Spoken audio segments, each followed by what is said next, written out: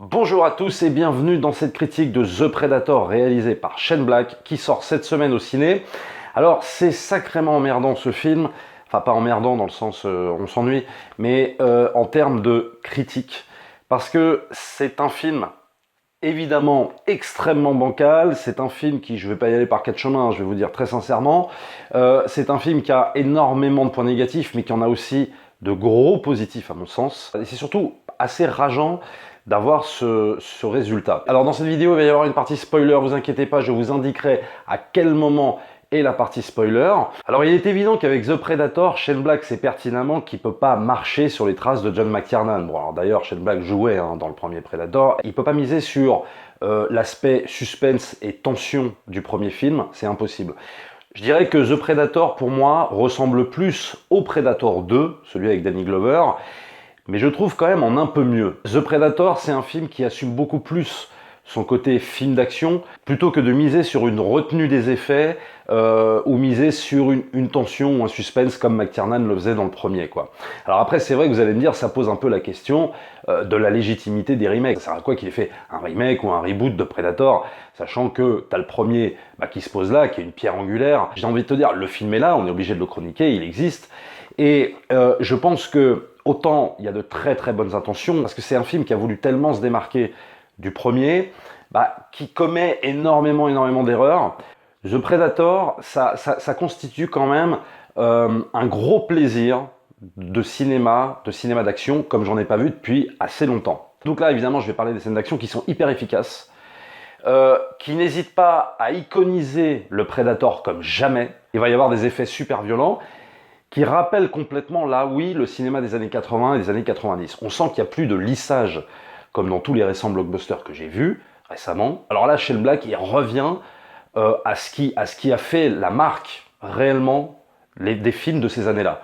C'est-à-dire qu'on n'hésitait pas à mettre du sang, on n'hésite pas à enlever des têtes, on n'hésite pas à dézinguer des corps entiers. C'est-à-dire que dans un blockbuster qui n'est pas considéré comme un truc interdit aux moins de 18 ans, à la limite, oui, interdit aux moins de 13 ans, on n'hésitait pas, quoi. C'est-à-dire que les blockbusters à l'époque interdits aux moins de 13 ans, ça y allait, quoi.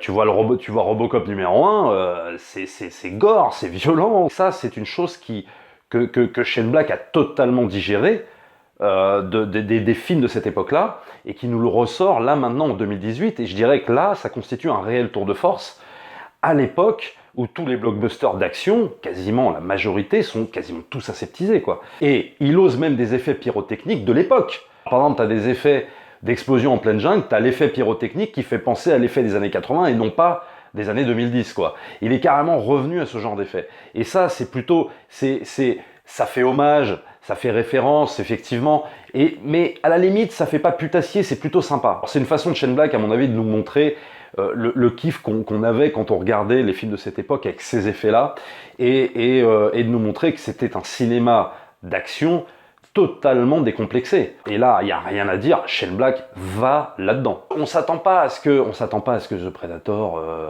dépasse le film de McTiernan, ou même vaille le film de McTiernan, mais qu'on ait quand même un film qu'on pourrait se dire dans la saga, ah, ça c'est, tu vois, il vaut peut-être pas le film de McTiernan, mais c'est quand même un bon Predator.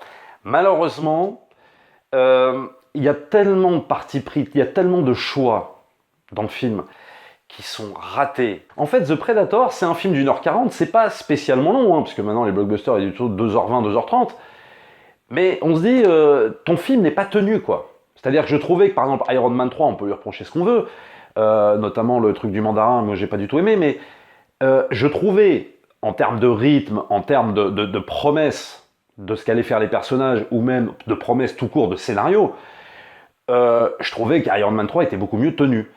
Là, on sent que soit il a fait absolument ce qu'il voulait, soit c'est le studio qui lui a imposé des choses un peu invraisemblables, et tu te dis, bah ouais, mais si tu fais un The Predator 2, je sais pas, dans 2 ans, rectifie le tir, parce que tu peux pas nous mettre ce genre de scène. Et ça, je vous les dirai dans la partie spoiler, mais c'est des scènes, très clairement, qui rendent le film très bancal.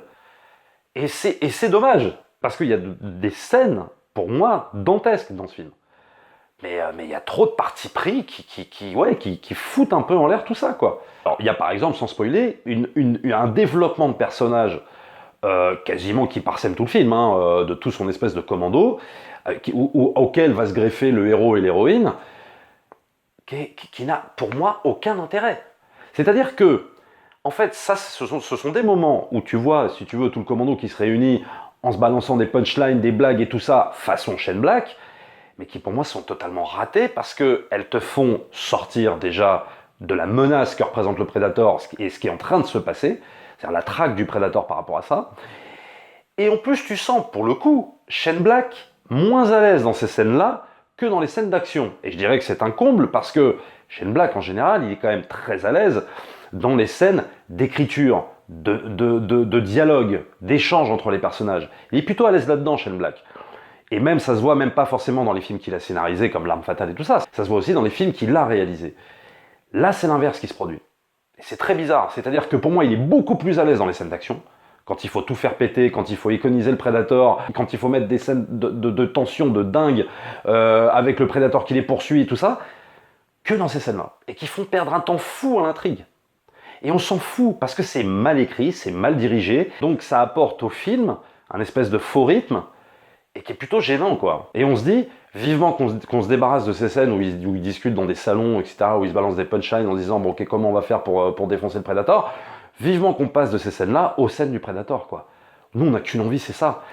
Parce que ces scènes-là manquent de consistance, manquent de punch, et je dirais que les fois où il veut faire du Shane Black, bah il rate. Et les fois où il s'oublie un peu, et il prend la mythologie du Predator, et il fait les scènes d'action comme il faut les faire, où il iconise sa créature comme il faut le faire, là, le film brille. C'est assez paradoxal pour moi dans un film de Shane Black. Bon, voilà tout ce que je pouvais vous dire un petit peu sans spoiler sur The Predator. Moi, je vous encourage quand même à aller le voir, parce que on passe quand même un bon moment de cinéma. Mais attendez-vous à énormément de défauts, énormément de choses qui vont pas. Donc, spoiler à partir de maintenant. Alors, une des choses évidemment qui ne va pas dans ce film et qui annule les efforts de Shane Black à ne pas numériser sa créature, c'est les chiens Predator. Et en plus, alors, ce qui est super rageant, c'est qu'il passe plus de la moitié du film à nous mettre donc le Predator façon années 80, c'est-à-dire sans numérisation. On a vraiment l'impression d'une créature palpable, hyper menaçante, etc. Et d'un seul coup, il va nous mettre du numérique en veux-tu, en voilà, avec les chiens Predator, avec etc. et plein d'idées comme ça. Parce qu'en fait, tu sens que là, Shane Black veut prolonger la mythologie du Predator, c'est-à-dire qu'il veut presque lui inventer une mythologie comme avait commencé à faire Stephen Hopkins dans le 2, mais je trouvais que Stephen Hopkins dans le 2, il l'avait mieux fait. Parce que c'était pas putassier, c'était pas grossier, c'est-à-dire qu'on respectait quand même un tant soit peu la mythologie du Predator. Et d'ailleurs, je fais une petite aparté par rapport à ça, par rapport à la vidéo de Predator 2. Il ne voyage pas dans le temps, comme je l'ai dit. Vous avez été beaucoup à rectifier, et c'est bien, de dire qu'en fait c'est un chasseur qui chasse depuis très très longtemps et traverse les années et les siècles et tout ça. Ce qui était intéressant, c'est que Stephen Hopkins avait utilisé ce truc-là, qui n'était pas du tout développé dans le premier, pour développer la mythologie du Predator, mais sans en faire un truc putassier où il part dans le n'importe quoi. Là, Shane Black essaye de prolonger encore ce qu'a fait Stephen Hopkins, sauf qu'il fait absolument n'importe quoi. Genre, les chiens Predator, ça n'a aucun intérêt, et puis ça rend la chose un peu ridicule. Et je dirais même qu'au lieu de la prolonger la mythologie, ça te la fout un peu par terre quand même. Comme je disais, donc le développement de certains personnages qui sont à mon avis inexistants, et qui en fait, en guise de développement, ne consistent qu'à balancer des punchlines un peu con et pas très marrantes, et qui nous font sortir du film. Alors il y a le personnage du gamin qui, à mon sens aussi, ne sert absolument à rien, qui aurait pu être bien, qui aurait pu être très bien s'il avait été beaucoup mieux développé. Mais le fait que si tu veux, tu as un gamin qui reçoit limite par la poste un paquet avec des éléments fondateurs du Predator, il y a quand même un manque de crédibilité dans ce film qui est quand même flagrant, quoi. Tu vois, il y a des choses comme ça, pour moi, des erreurs. Après, t'as le gamin, il prend le casque, hop, il le met, ça y est, c'est parti, limite presque il devient un Predator lui-même. J'ai trouvé cette idée qui aurait pu être bien, mais si elle avait été beaucoup mieux développée, beaucoup mieux amenée, et avec, à mon avis, plus de cohérence et plus de crédibilité. Il y a juste une scène, moi, qui m'a fait bien marrer, c'est la scène à Halloween, qui est sympa, ok, qui est bien, il a le casque du Predator sur lui, etc., machin, et puis, boum, à un moment, il se tourne vers la maison de son pote, et hop, il détruit la baraque. Bon, c'est un moment marrant, c'est un moment fun, en plus avec un gros truc pyrotechnique qui peut rappeler un petit peu le côté un petit peu sale gosse que pouvaient avoir des armes fatales et tout ça. Alors, à mon sens, un ratage total. La fin. La fin sur le vaisseau. Alors ça, j'ai pas compris, quoi. Alors c'est ça qui est rageant, c'est que t'as une super scène avant, de gunfight dans la jungle, où ils sont là à se battre contre le Predator, etc., qui est super bien mis en scène, quoi. Ça me rappelait presque limite l'efficacité de la mise en scène du premier, hein. Mais vraiment. C'est-à-dire que t'as des scènes, mais génialissimes. Sauf que, à la différence du premier Predator, où Schwarzenegger était vraiment une proie qu'on traque, qu'on chasse, là, t'as quand même le mec qui est au-dessus du Predator et qui lui fait « Ouais, vas-y, shut up, ferme ta gueule, Predator, boum, et je te tire une bastos, et voilà. » C'est complètement l'inverse, quoi. C'est-à-dire que là, on n'est plus dans la figure de l'homme traqué, chassé, on est dans la figure traditionnelle de l'homme qui, lui, va chasser et qui a un temps d'avance sur la nature. Donc, oui, c'est badass, oui, c'est marrant, mais c'est clairement moins intéressant que ce que proposait McTiernan dans le premier. Donc ça, c'est un petit défaut en fin de séquence. Séquence qui, je le rappelle, est vachement bien réalisée et super efficace en termes d'action. Et moi, j'ai vraiment adoré. Mais alors, par contre, après, là, juste la séquence d'après, ça part en cacahuète. Parce qu'ils montent les trois, il y a deux gars, ou je sais plus, il y a 2 ou 3 gars qui montent sur le vaisseau du Predator, qui va, je sais pas combien à l'heure, mais c'est pas grave, ils arrivent à tenir sur le vaisseau. Voilà. Après, ils arrivent à rentrer dans le vaisseau, enfin, et toutes les scènes qui suivent sont, à mon sens, d'un ridicule sans nom, quoi. Là, tu sens carrément qu'il va absolument dans n'importe quoi pour soit casser son jouet, soit plaire au studio. Pareil, au rayon des personnages qui servent à rien, la scientifique, qui, à mon sens, plutôt sympa, qui est bien introduit au début. Après, bah, tu sais pas pourquoi, elle prend les armes et elle défonce des prédateurs, en veux-tu, en voilà, et puis c'est cool. Très bien, bon, ok. Il y a des choses qui ne sont absolument pas développées dans le film, hein. Je veux dire, c'est évident, il y a un problème soit de reshoot, soit d'écriture, soit je sais pas. C'est vrai qu'on peut pas reprocher à Shane Black de vouloir copier le premier, même si on reprend quand même le thème d'Alan Silvestri dans le film, et qui est plutôt efficace, et qui est plutôt bien mis, qui est plutôt mis au bon moment, et ça, il y a aucun problème. Et quand tu sors de la salle, tu te dis une chose, tu te dis, putain, s'ils l'engagent pour un deuxième, ou si, je sais pas, ils en font un deuxième, si le film cartonne, ou machin, ou qu'ils lui autorisent d'en faire un deuxième, mais qu'il enlève tout ça, quoi. Et qu'ils reviennent à ce qu'il sait faire, c'est-à-dire des scènes d'action méga kiffantes, super efficaces, et sans toute cette espèce de... et sans cette perte de temps sur des dialogues mal écrits, mal foutus, qui font perdre du temps à l'histoire, qui font traîner le film en longueur. Et à côté de ça, tu vas avoir plein de scènes super réussies. La scène du bus. La scène du bus, elle est géniale. La scène du laboratoire, quand t'as le Predator qui sort de son espèce de sarcophage, entre guillemets, et qui va choper tous les scientifiques, c'est super jouissif, vraiment. Ah non, mais là, moi, ça faisait longtemps que j'avais pas ressenti un tel kiff au ciné, quoi. Même l'idée quelque part du super Predator, que j'ai pas trouvé fabuleuse, vraiment. Mais je trouvais que c'était plutôt sympa. Il pouvait participer à l'élaboration de la mythologie de Predator, mais je pense que justement, il l'exploite pas, à mon avis, assez pour permettre un espèce d'univers étendu, on va dire, du Predator. Et je trouve que en termes de menaces, en termes d'antagonisme sur les personnages, ça marche bien. Si je préfère le tout premier, celui qu'on connaît, quoi.